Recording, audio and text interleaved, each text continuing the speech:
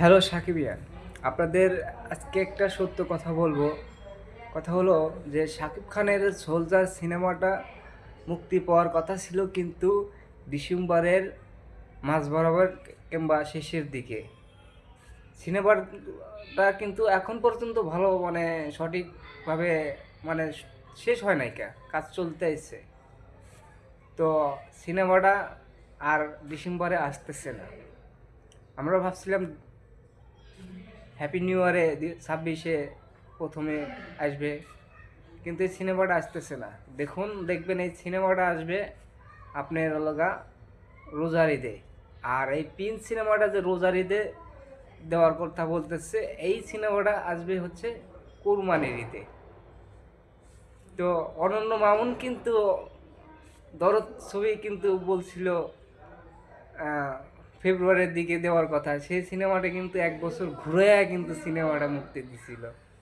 তো এই সিনেমাটাও এরকমই হবে। তো আপনারা যারা শাকিব খানের ছবি দেখতে ইচ্ছুক, আপনাদের অপেক্ষা করতে হবে। সিনেমাটা আসবে। সোলজার সিনেমাটাও খুব ভালো সিনেমা হবে। আপনারা সিনেমা হলে আসেন, দেখেন। তো শাকিব খানের সোলজার সিনেমার পরে আসবেন প্রিন্স সিনেমা, সেটাও ভালো। ওপার বাংলার প্রসেনজিৎ থাকবেন। সোলজার সিনেমাটাও ভালো। তো